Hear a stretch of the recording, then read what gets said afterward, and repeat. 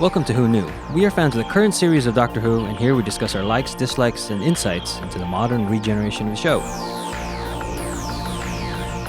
Subscribe, review, and listen to us on iTunes and Stitcher, or our YouTube channel, youtube.com/WhoKnewPodcast. All our episodes are on whoknewpodcast.com. You can leave comments there, or email us at whoknewpodcast@gmail.com. We also have an Instagram and Twitter account. Tweet at us at whoknewpodcast, and find us on Facebook. Today's episode is episode 9 of season 8, Flatline. Two-dimensional creatures infiltrate a three-dimensional world. This episode is written by Jamie Matheson, directed by Douglas McKinnon. It originally aired on the 18th of October 2014 and was watched by 6.71 million viewers. Hi, this is Eugene. Let's introduce ourselves. Hi, this is Brian. Hello, this is Frank. Hi, it's Kelsey. Hi, this is Josh. Hello, this is Auburn. Man calls the police, telling them something is after him, when suddenly he is absorbed and flattened inside the wall. Nearby, as Clara plans to leave the Tardis after her latest adventure, its doorway and exterior get smaller. The Doctor searches the inside of the Tardis and sends Clara to search the nearby area. She comes across a group doing community service, painting over graffiti art in a tunnel. They tell her that people have gone missing and their likenesses have been painted on the walls. Clara returns to the TARDIS, but it's now the size of a shoebox with the Doctor trapped inside. Something nearby is leeching the external dimensions and he can't move it. He hands Clara the sonic, psychic paper, and a combination eye earpiece so they can communicate. She places the TARDIS in her purse and introduces herself as the Doctor to Rigsy, one of the community service workers. Rigsy takes Clara to the last location of the newest missing person. Since the room was locked from the inside, Rigsy wonders if the man is still there. Clara thinks Shrink Ray and shows Rigsy the Doctor in the TARDIS. Something begins to drain power from the TARDIS and they rush out. They begin searching the neighborhood for locations where others have disappeared. Can I just say first that I want the TARDIS props? Oh, yeah. Yeah, that was a good size. I thought the rolling, like you didn't realize what was going on at first when the Doctor looks, so they don't tell you right away. And then when you reveal to see the smaller door. Oh yeah, when he's like, that can't be good. Yeah, I didn't even realize when they showed the door from the inside because of the way the lines were in the perspective. I still just thought it was like down a small hallway or something. Which was different. At the first time, it was like, what is wrong? Why is it looking like that? Not really. Yeah, not. But it was. It was just, that looks so weird. Why are they doing it that way? I like the set location was great for when they walked out of it. Kelsey, you had some ideas for how they would pull that off. Oh, yeah. It only has 3 walls. Oh, right. Yeah. So that they were able to like walk through it. And they probably like garbage matted the sides. But it was like, why didn't you open the other door? Because you would have seen the I see. They didn't open they just opened one TARDIS door to go out. I thought that too, but thinking back, they usually do only open that door. Yeah. But they could have put a green screen up and but yeah, whatever. What I really like about this episode is how there's a lot of visual stimulation, like a lot of visual storytelling. Oh, yeah. When up to like when he looks in the camera, but like when they come out of that first small TARDIS, it's very visually aesthetic, and then just as the episode goes on, the fact of all the evidence that's being laid down, it's very visual, all the way to the opening gag of what happens to that guy in his wall, which I thought was very cool. And so it's and to a certain extent, it's something practical. It's not really a special effect. It's using optical illusion like we have on words painted on a street. It's something we could all understand and relate to, but it's still an interesting illusion. And so I found this episode to be very inventive visually. Yeah, and that cold open is kind of one of my favorite kind of cold opens, where there's something that happens that the Doctor and the companion are not aware of. So they are sort of a third party into this mystery. And then we find it's like fun for me to see how the doctor and the companion get involved in what happened in the cold open. Right. This whole front section I thought was a lot of fun. I mean, this looks like a fun episode. There's some good banter and just the silliness of it. And even though it's a serious thing of people missing, but it just was really done well. But just goes back to the whole story of Clara is now lying to cover where she is and not telling either one of them the truth, you know. And even the doctor said, let me enjoy this moment of not knowing something. That was my favorite line. Yeah. But it also makes me, you know, solidifies my idea that the doctor knows she's lying and he's just trying to catch her in it to go gotcha kind of thing of, see, look what you're doing. But he knows totally, even though he was saying, yeah, I stopped listening to you a long time ago. He knows things.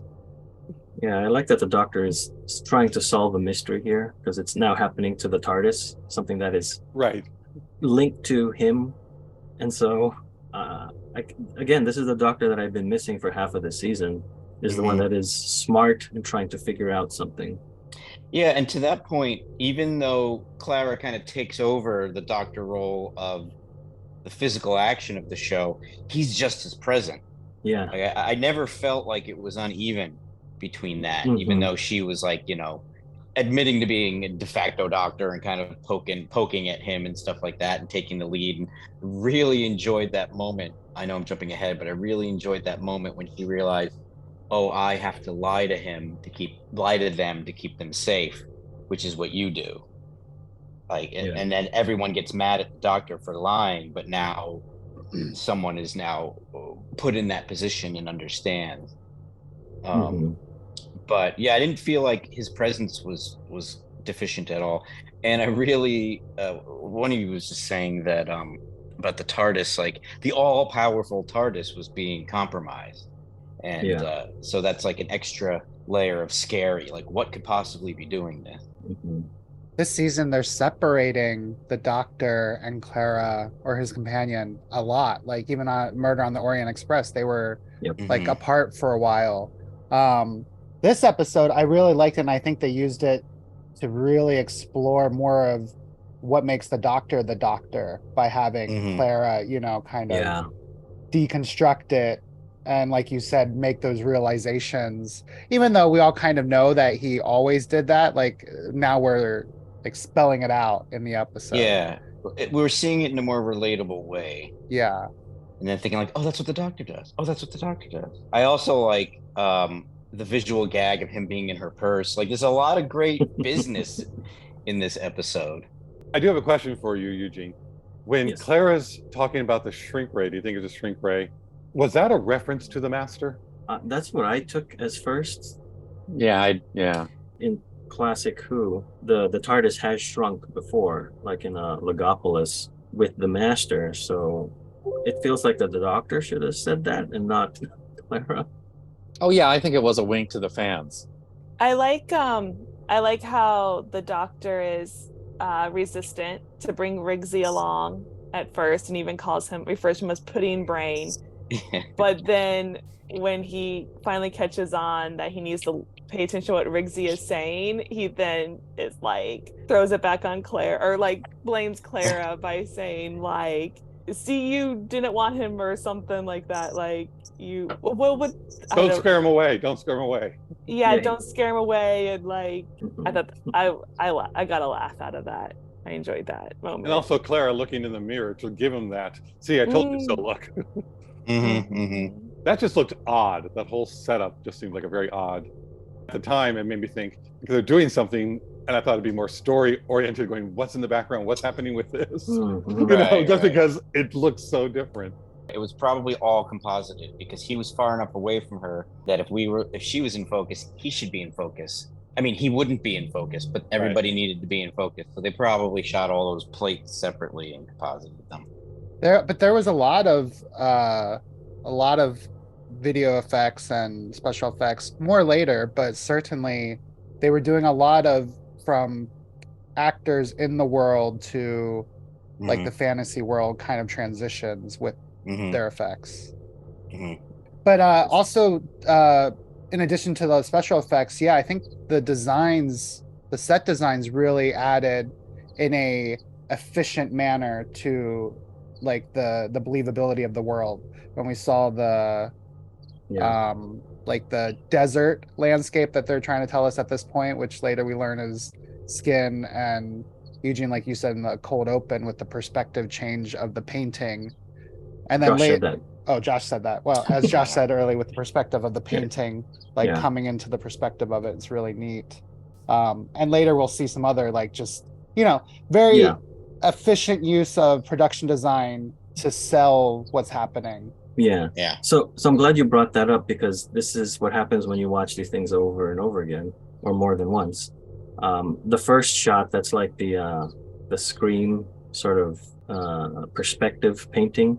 Like, did that get replaced by the Skin Desert? Because I'm like, where was that? We never saw that. I don't think that's the same guy's. Is that the same guy's apartment? I think it is, because he's the last one. And then this is the last location or this is the newest disappearing person. So that's why Rigsy brings her to it is. I understand that can be taken both ways, but the editing to me says it's the same guy in the cold open. We did just meet the supervisor of this community group in this paragraph, and has he been in anything else? He's like giving me real Freddy Krueger vibes. Do you want me to tell you now or save it? I don't know. It's up to you. You're the host. So that guy is his character's name is Fenton, and he's played by Christopher Fairbank. He was most recently Olaf in Andor, and when they're in building the things, he's the older guy. Oh, okay. Wow. And then he was in Aliens 3 as one of the prisoners. That's funny. He was the main doctor in The Fifth Element when they bring Lilo back to, like, they take the DNA from the hand in the opening, and then they reconstruct from that DNA the full body, and it turns out to be a woman instead of like an alien. So he's the main doctor doing that. He was in Pirates of the Caribbean on Stranger Tides. He was in the first Guardians of the Galaxy movie as the broker that Star-Lord tries to sell that item to in the beginning.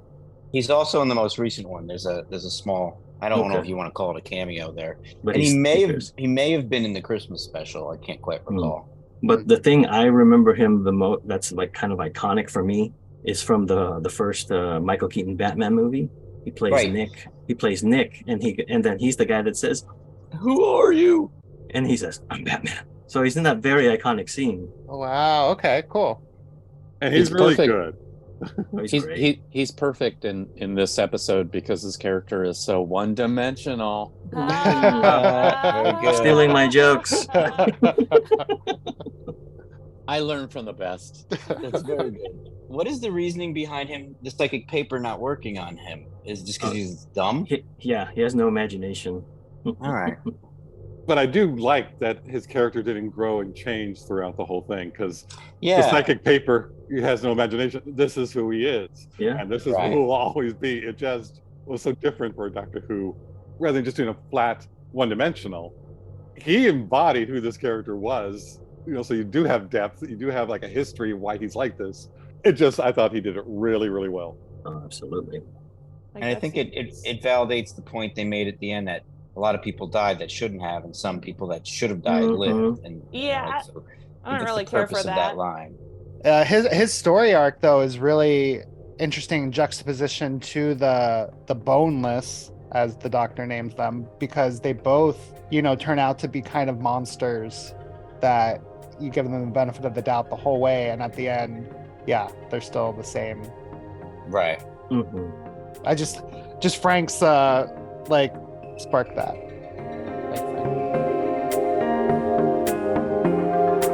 At one of the locations, they meet a policewoman who then gets absorbed into the floor. They find her nervous system has been flattened onto the wall. Another mural is flattened human skin. It's something from a two-dimensional world trying to understand things in the third dimension. The door slams shut, and the knob flattens to become one with the door.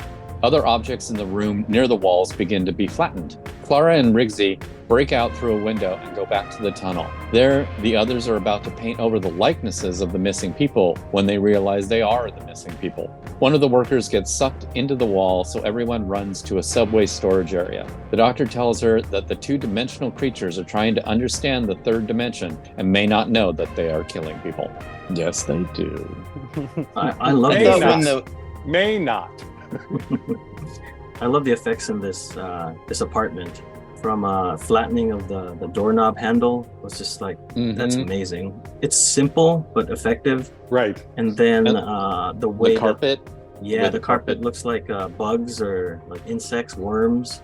And then it takes the police constable. It's just really good. And even the way that the couch is flattened is very stylized. It looks as if the color is as if a painting is getting the color drained out of it.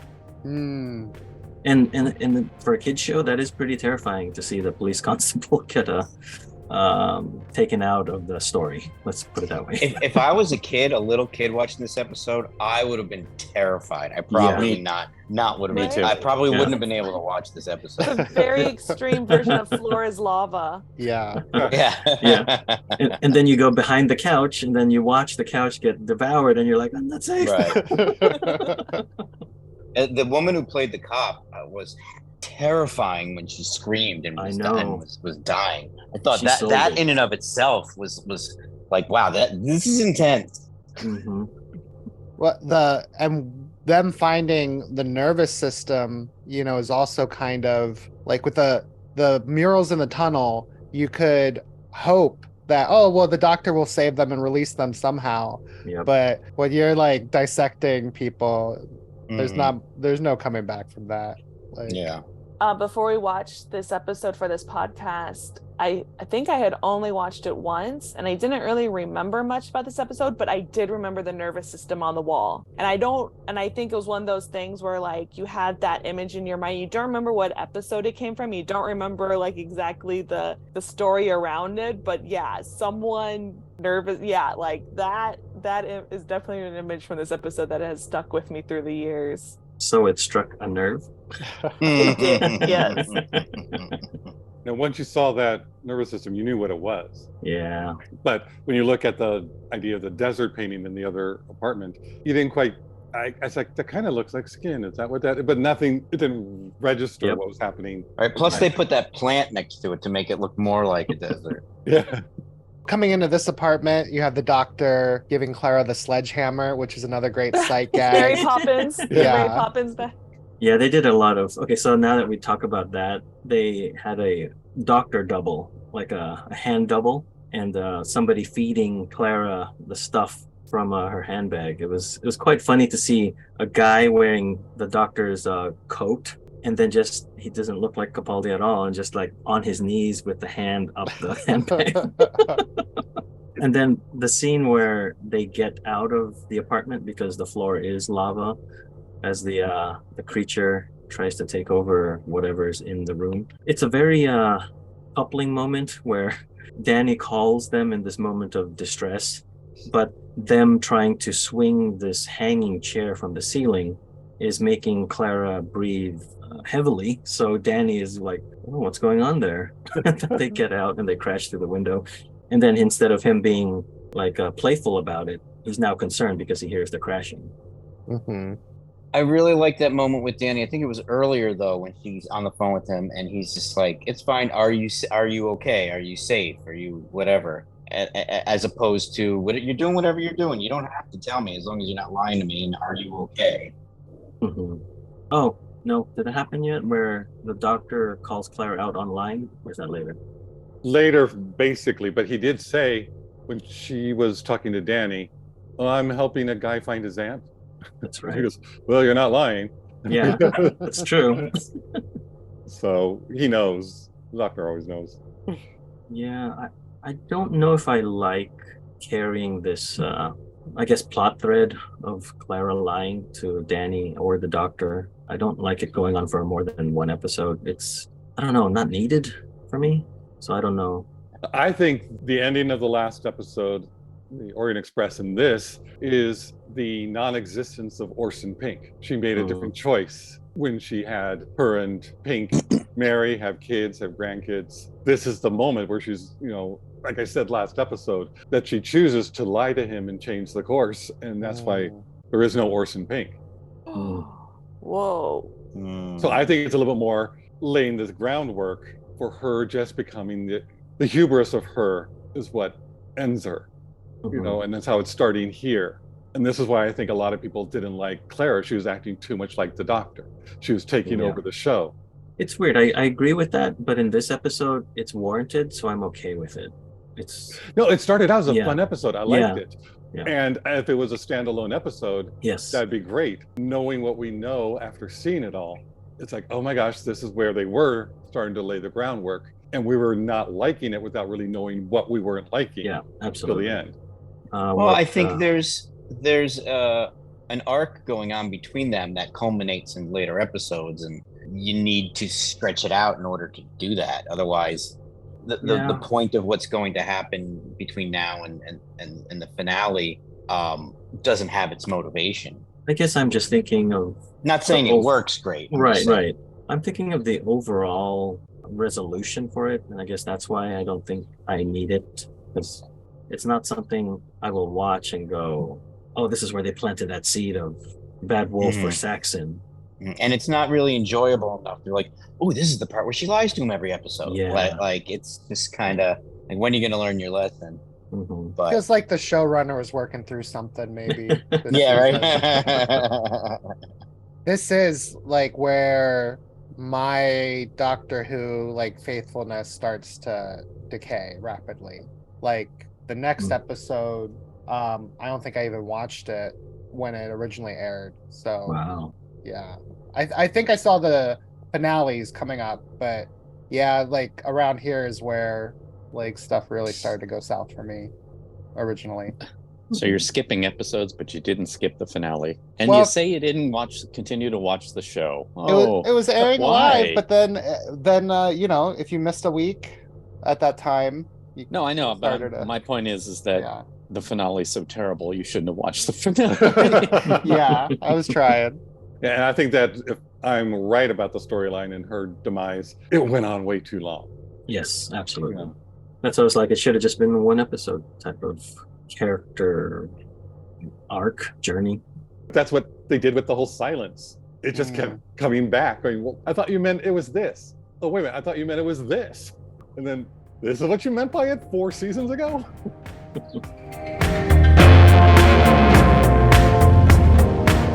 Clarisonics a speaker and the Doctor sends a signal. The beings respond with 55, the number on the worker's jacket that was just taken. 22 is the next number they send, which is the number on another worker's jacket.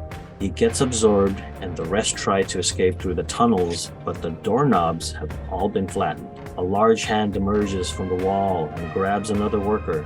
The beings are learning about 3D.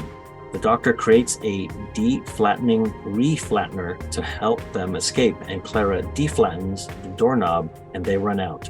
The beings are close behind, using images of the people to enter the 3-dimensional world. The Tardis gets dropped down a shaft during the escape and transforms into a cube. The Doctor said that Tardis needs energy to grow so he can defeat them. Clara has Rigsy draw a door, places the Tardis behind it. The beings attempt to deflatten the doorknob of the drawing, but instead they send that energy into the Tardis behind it. With the added power, the Doctor is able to exit the resized Tardis and says that the boneless do understand the pain they are causing. He uses the sonic to send them back to their dimension. That is, if they survive the journey. I just remembered, so the moment that Clara has Rigsy draw the door, that was all Clara. She came up with that. Like Frank was saying, she's smart. And the moments that Clara bugs me is the moments where she's like, Doctor, what are you gonna do? And I'm like, what? She's coming up with ideas on her own, and I just kind of, I guess what Frank, I prefer this Clara. Give me this Clara more, and don't give me the Clara that's just hanging on the Doctor and I don't know. It's just yeah. I also like this scene with Clara figuring out what to do, because we don't see it until they're actually implementing it. Right. I enjoyed that it's that balance of I'm not surprised, but I'm also not completely in the dark. So it's weird that it's in between because you see the setup of what they're doing, but you don't know what they're physically doing. And then we see the result of what they did, and I liked it. Like, I may not be surprised, but I'm impressed because I I Yeah. thought that was a great idea. Yeah. Oh, it's just another great idea that Clara has is the Addams Family hand to get Right. the doctor's like, I'm on the track. I can't move the TARDIS. And she's like, Doctor, you move the TARDIS. He's like, I can't. And she's like, no, like you physically use your hand to move the smaller TARDIS. And like right before that moment, he gets dropped down that shaft. And there's like it's the older curmudgeon-y guy that drops the TARDIS down the shaft by trying to like hold on, like get it out of Claire's. I don't know what was going on there. Yeah, that was a real forced moment. But when the doctor gets a hold, or Clara gets a hold of the doctor, telling what happened, she didn't say, like this bozo dropped you down the shaft. She says, I dropped you down the shaft. And I was like, it's just a one little line. And I just like was like, wow. And it was like, I just want to point it out because those are the moments where like, and it's just one little line that someone wrote that like, reminds me as a person, be like, yeah, sometimes, I don't need to like point the finger and like in a moment, we can just, relay information that needs to get relayed and then like move on.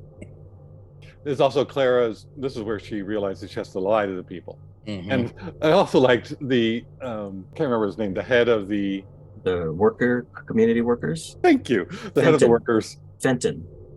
He said, well, who are you? And she came up with a great line that even the doctor seemed impressed. The one who's going to save you. Yeah. It was like perfect line, what he would say. Yeah, and then I think this is where the doctor says that lying is a vital survival skill and a terrible habit. I like that he added that terrible habit part. Mm-hmm. The one thing that didn't work for me in this scene is the large hand grabbing the other worker. We mentioned the scream of the police constable in the apartment. That worked. This guy's scream, it looked very forced. Like they said, here's the camera, you have to scream for 10 seconds and maybe 10 seconds too long. Didn't look good. I'm thinking about how that would have been shot with him standing in scene, like the way that we see it. He's with a group of people and then the hand comes from behind him, grabs him, pulls him back, but the camera stays with him. So that's like a seamless shot to the audience. So whatever green screen he was on, the camera is probably the same distance as it was on set from the other actors. But then the camera has to rush in and go above him because we see his head being held by the hand as it's being drawn back. So yeah, that would have probably been very difficult for the actor to do all those emotions. Yeah. With all the camera work and like getting the green screen, like, so I'm sure that was a very difficult shot. But yeah, just story wise, that was out of character with the rest of what we see later with the boneless, but it's fun. Well, that was leading up to the aha video of "Take on Me, Take Me Home." Take me on. It's like everybody started coming in. That kind of yeah.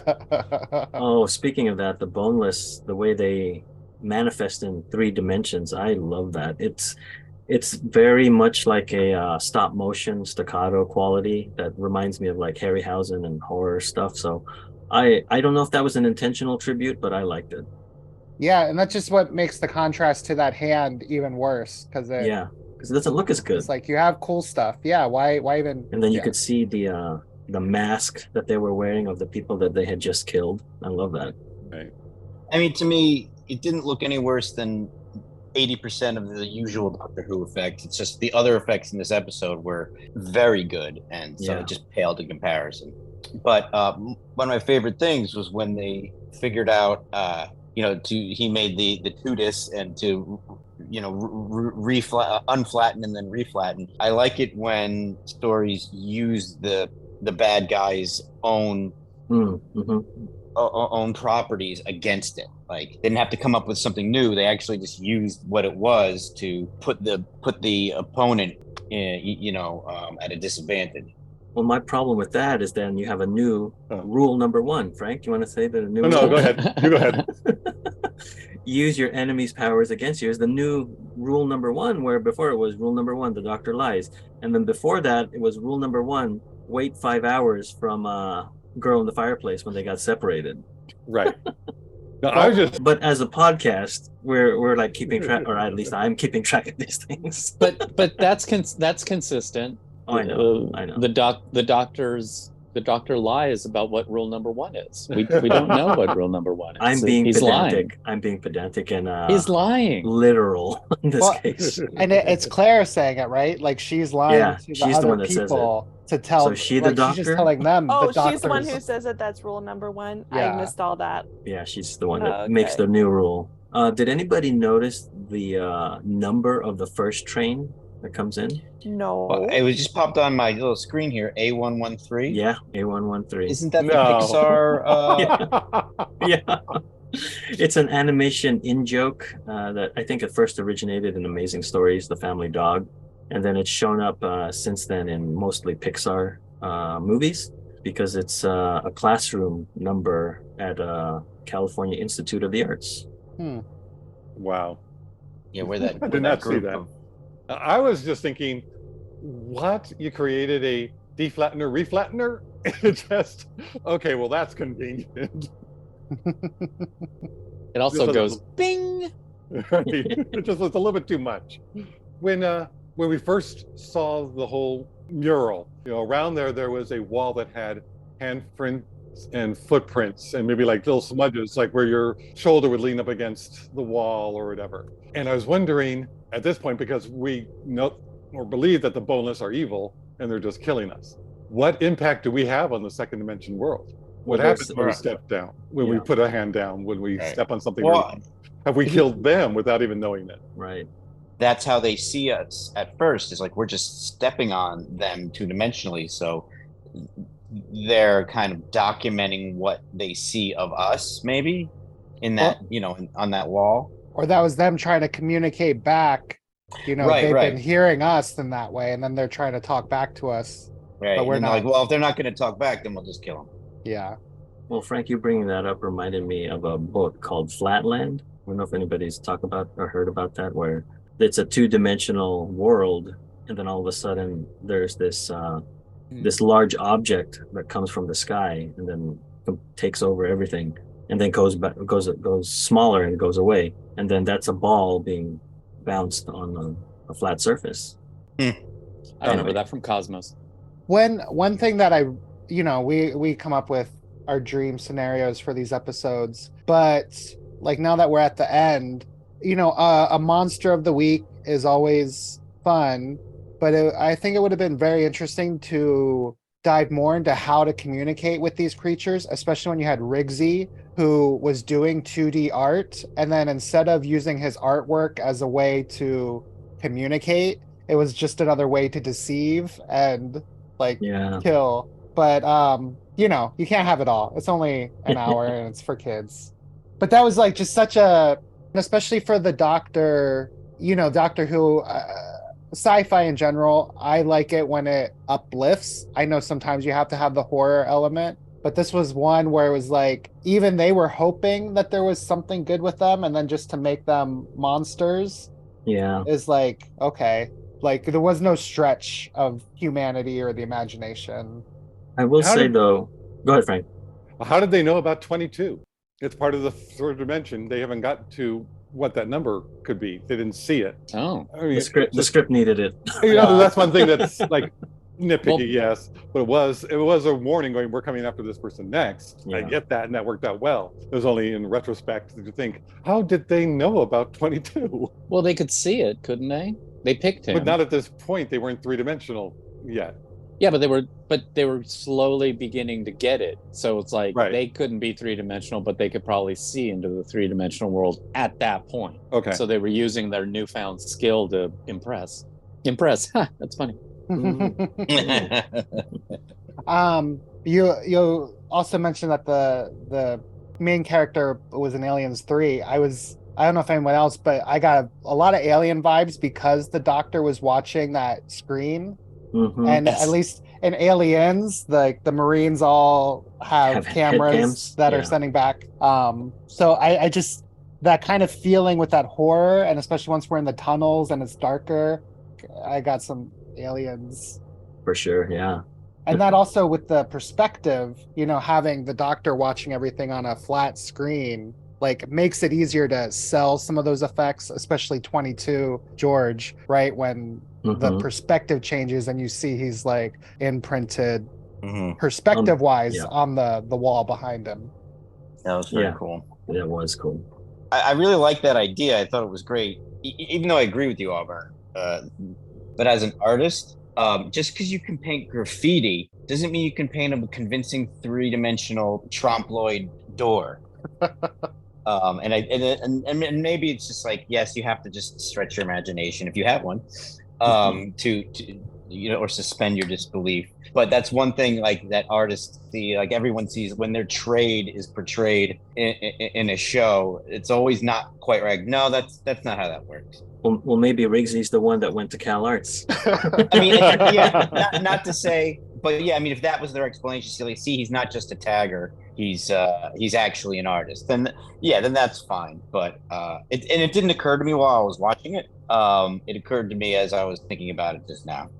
Yeah, and only later, why were they going for that door anyways? Like, what was up with that door that they thought they had all gone through? Yeah. I mean, you also don't want to think too deeply about it because they're on the opposite side of a wall. How did they get to the other side to know that where to put that and to have the door handle turn knob thing to be right where that little ledge for the cube is going to be? Yeah. But anyway, I mean the Tesseract. But it was it was a. I was just gonna say, when the TARDIS came back to life, I have a real triumphant moment, real geek out moment. But instead of the Tesseract, it made me think of the Doctor's wife. That was the Ouroboros. I got mail. What? I got mail. I don't get what your mean. The cube. Yes, it's with mail. The memories and the thing for the Doctor, or from any Time Lord. So they had all those cubes that the planet was eating and killing. It's like, so is that why it shrunk down? It's like, this is the last of the Doctor. This is his goodbye. Was that what that meant? Well, he was losing air. He put it into like safety mode or just siege survival mode. siege mode, so it would be protected or something. My question on that is if the TARDIS hadn't already shrunk when he went into siege mode, would the cube have been more larger? Yeah.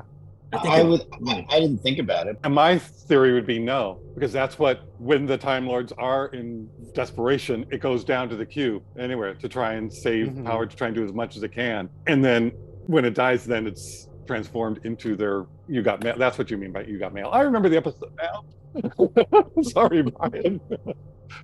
Why there wasn't the the bells, the cloister. But it just seems just by being the cube reminded me of that, and I wanted a better tie-in, I guess. I wanted more information on that. Wasn't there a cloister bell as the TARDIS fell back onto the track? Then there was like a cloister bell there that went off as he was pulling the siege mode. I'm not sure. I'd have to listen again, but I'm going to buy it. I'm going to buy it. There's also a lot of sound design going on there. There's a lot. I think after he gets his little dance in where he's like safe, then it falls back, and then it's imminent danger, and I think that's when the cloister bell is going. Yeah, so as he started dancing, and then you kind of hear the bong, and then it happened a few times, and I think the last time was when it had fallen, and we see the little TARDIS with his face in there. Yeah. But thank you, Albert. Yes, perfect. Yeah, there's a lot of other noise going on. Yeah, there's the theme going on. There's a lot. But I'd like to go back to Alburn, what you said about Riggsy using his art to kind of uplift humanity, or just like end more on a positive note.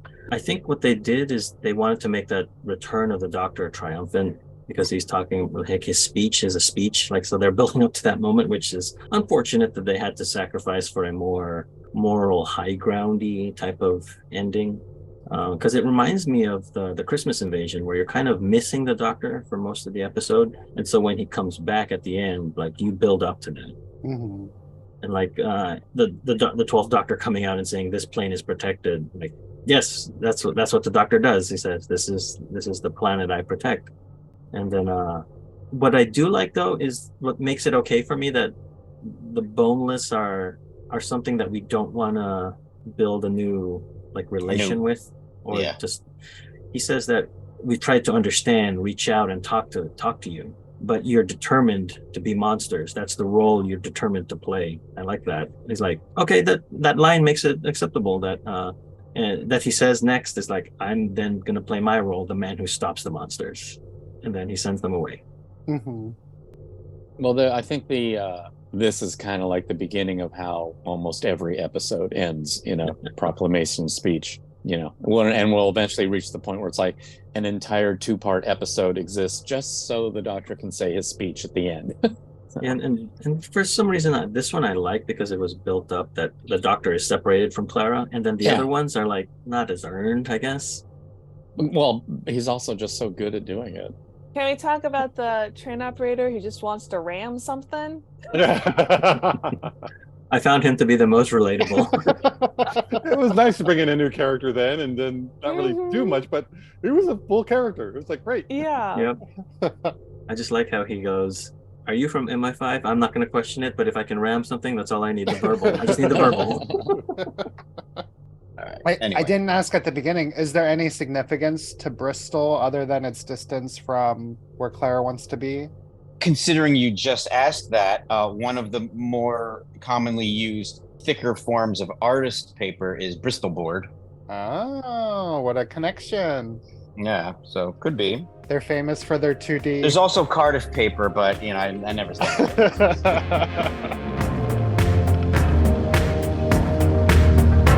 Clara says that she did good as the doctor, but why can't the doctor just say it? The doctor says she did well, but goodness had nothing to do with it. The mysterious Missy is watching and tells herself she picked well when choosing Clara. That was like a nice little tag of we forgot about her. Yeah. But then now in context, it's completely different from what we've seen before. Because nobody died? Wasn't she at the end of the last episode? Mummy? No, that's the thing we complained about. Okay, right. Then maybe because I watched the 2 episodes, maybe I just got confused that the first one was from what? Go on. It was fun that she had like a off-the-shelf iPad that she was looking at.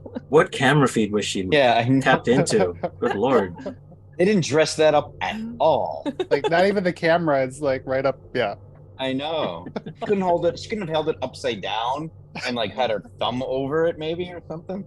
I mean, the BBC can't cut a piece of plastic in a cool shape, and you know what? It might have been product placement for all we know. Ooh, could have been. Like there's Apple only sponsored this episode. Maybe I will say that before we get to the Missy tag, this is kind of my favorite, like artistic-y sort of blocking with Fenton just walking away, and he stays in the background as Rigsy is saying goodbye to Clara and the doctor.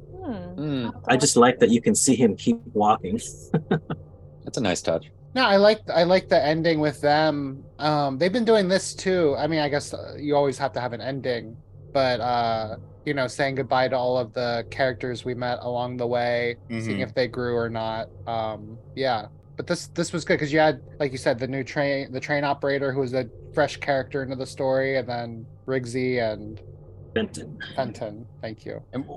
And I also like the way they handled the characters believing what the Clara or the doctor or whoever what's going on. And it always tends to work, but sometimes it's just like, why would they believe them? And this is an example of something was actually happening that is unbelievable, but it's actually happening. So they have no recourse but to believe it happening. And someone standing there that isn't thrown by it, so of course they're going to listen. Like they have no choice but to follow the person who's leading, which breaks that suspension of disbelief of like, why on earth would I believe what's happening and believe you? Because they have no choice. So this was done very well in this episode.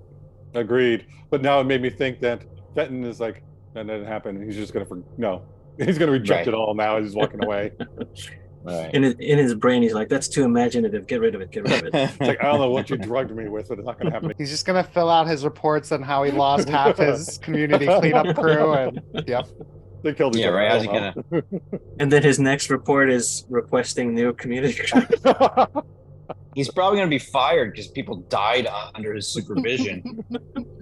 You're right. He's not that I thought you were wrong, but he's still walking in the background. But so we didn't have to see him, but there he is. He's like this big in the Yeah, background. that's why I found it like, oh, you really like committed to that.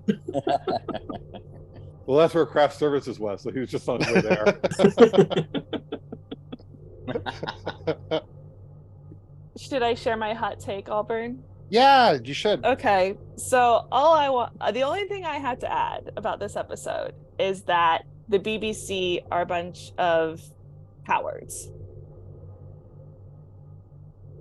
Because the scene when Riggsy jumps in the train to ram it, to give everyone time, and Clara jumps on after him because she doesn't want him to, do this big sacrifice because it's unneeded. And she has that moment with the hair tie. Well, I was just going to use this hair tie, but I'll always remember you as every time I look at it, I'll always remember your sacrifice for my hair tie. Like that's good writing. Like it was okay writing. But the way that it was acted by Jenna Coleman just made that moment great. And that is the moment I watch that and I say, that's the doctor. That's the doctor reminding us that there are no small characters. And if they had just had Clara be the impossible girl and exit, so they could have had Jenna Coleman come back as the doctor. And I think she would have been phenomenal. But I think the BBC was like, it's too soon. The world's not ready for a female doctor yet. And we were. And Jenna Coleman would have been amazing. And that's why I say BBC are a bunch of cowards. But the next doctor was female. Right. But Jenna Coleman should have been the 12th doctor, is what I'm saying. Like Jenna, right. Okay, I get it. Clara should have ended as the impossible girl who went into the time stream and got separated and saved the doctor. The doctor should not have been able to save her. That would have been the end of her storyline. We all would have been sad. And then Rory and Amy and the 11th Doctor would have played out.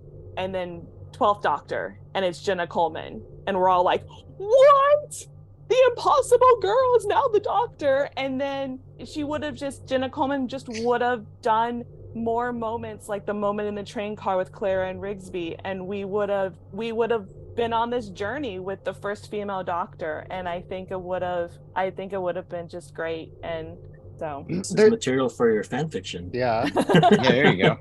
There's always rumors whenever like a doctor ends and a new doctor is coming. Do you remember with the switch between Smith and Capaldi, were there any other like names in play? Or I know sometimes it can get more like there's always names. They better not do this person, but yeah. Yeah, they always. I think Idris Elba was mentioned. Always mentioned. Yeah, they made a big, huge deal out of Capaldi. Okay. They even had like a half-hour reveal special for him.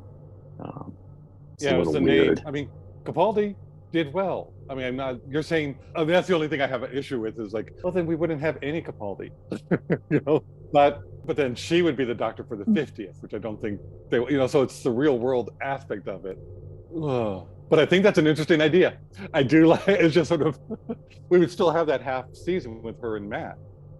Yeah, I mean, it just came to me today, so it's not like a fully formed thought, No, but I think I never thought of that. It is a hot take. It's just something I thought watching that scene and loving that scene and being like, I want more of this. I wish I could have more of this. And if she was the doctor, if she was actually the doctor, then we would have more moments like that. In the Doctor Who multiverse, it could have happened. Eugene's right. You should write your fanfic. You should. I like these alternate ideas. This is pretty good. The writer Jamie Matheson, his idea with the cube and the siege mode, he said that he had never seen the TARDIS in a pre-chameleon circuit stage. So his idea was that this is how all TARDISes start out as a cube, and then they get formatted or whatever into whatever the Time Lord wants it to be. So he that was his like sort of fan fiction put into canon, sort of. But I don't know if it's canon because we see in the 50th or we see later. Is it the 50th? It's the 50th with the like a cylinder tube as opposed to a cube. No, it's not the 50th. It's the Impossible Girl. That's what. Okay. The one right before the 50th. All that. Anyway, that's what the writer wanted to do. All right, going through the cast real quick, we have Jovan Wade as Rigsy. He is Victor Stone, aka Cyborg, in Doom Patrol and Legends of Tomorrow. We will see him again in Doctor Who. John Cummings plays Roscoe. He was an innkeeper in The Witcher. Jessica Hales plays PC Forrest. Matt Bardock plays Al. Raj Bajaj plays George. James Quinn plays Bill. And then we talked about Christopher Fairbank earlier. Flatline. Who is this episode good for? Or more specifically, this episode is good for who? A new viewer, a casual viewer, a fan of the show, or a diehard? You know, I often am very precious about my new Who. I could almost see this one being good because it is so self-contained. Also, like the Tardis, you know, you're there a lot, so it's great to get all that Tardis time. Yeah, I'll say new because I think like I bring a lot of baggage to this point in the story that I don't think a new person would bring necessarily, but it is fun. Like all the gags with the purse and the small TARDIS are fun. The ending, it's intriguing. Yeah, I'll say new Who viewer. I agree. I think it's encapsulated. Anything that someone knows more about doesn't really affect the story, and you know what you don't know won't hurt you, sort of thing. And there is enough of there's enough of everything that we like about it to be in there, and it's a good episode, you know, to boot, you know, on its own of television. Yep, that's what I was gonna say. Everything that you guys just covered, I would recommend this for a new viewer because, like Eugene mentioned, this is a doctor that is very familiar. Like this doctor tracks throughout all of Doctor Who. He's acting the way we're used to seeing the Doctor act. The companion is acting the way other companions have acted in past seasons.